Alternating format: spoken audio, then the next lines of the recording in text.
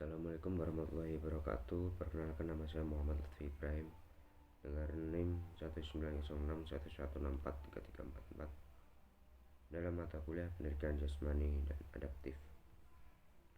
Nah, saat ini saya akan menjelaskan tentang orang yang mengalami learning impairment DAF. Apa sih yang dinamakan learning impairment DAF? Learning impairment DAF yaitu atau juga disebut dengan gangguan pendengaran. Nah, gangguan pendengaran ini dalam masyarakat biasanya disebut dengan tunarungu. Jadi seorang yang tidak atau kurang mampu dalam mendengar biasanya dikatakan tunarungu. Nah, tunarungu itu dibedakan menjadi dua, yaitu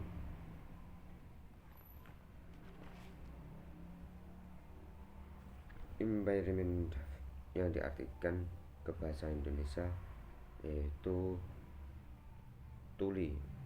Tuli ini mereka yang indera pendengarannya mengalami kerusakan taraf yang berat sehingga pendengarannya tidak berfungsi lagi.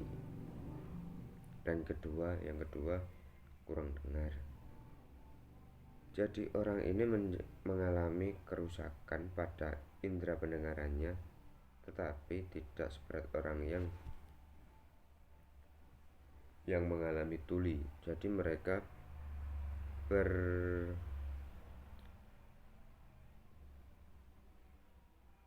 berfungsi dalam pendengarnya.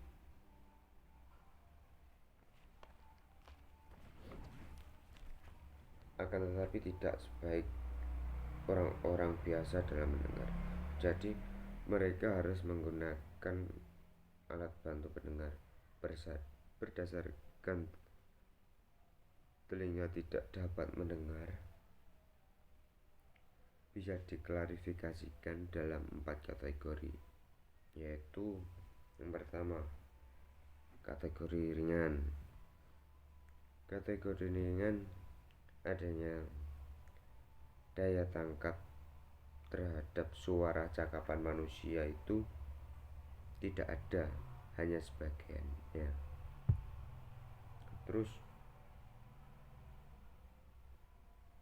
ketunarunguan berat, adanya daya tangkap terhadap suara cakapan manusia itu tidak ada sekali, hanya sebagian, ya setengah bisa atau tidak sama sekali. Lalu tunarungu sangat berat. Jadi tunarungu yang sangat berat ini daya tangkap atau cakap terhadap manusia lingkungan itu tidak bisa mendengar sama sekali. Nah, lalu ada juga karakteristik tunarungu. Yang pertama, inteligensi. Dalam seorang yang mengalami kekurangan terutama tunarungu itu ada dua, yang saya mengetahui ada dua, yaitu karakteristik inteligensi. Secara potensial anak tunarungu tidak beda dengan inteligensi anak normal pada umumnya. Jadi inteligensi ini membedakan dua kelebihan dan kekurangan. Pada umumnya satu anak yang mempunyai kecukupan pada indera pendengarannya itu dia bisa merasakan suatu kebiasaan atau kebahagiaan. Nah, untuk inteligensi ini yang terutama di Tungarungu, itu sangat berbeda dengan orang-orang lain pada umumnya. Nah, untuk yang kedua, karakteristik emosi. Pada Tunarungu, emosi ini anak Tunarungu selalu bergejolak.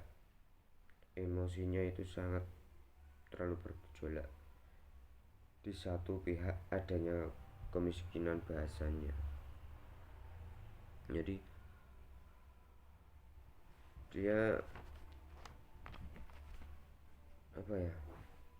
seperti kekurangan adanya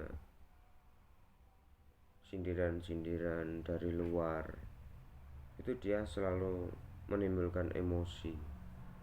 Jadi contoh, ada orang ejekan, tidak bisa mendengar atau gimana diejek lah pada intinya, dia itu emosinya itu melonjak gitu. Nah, itu penjelasan saya dari saya ketahui di lingkungan rumah mengenai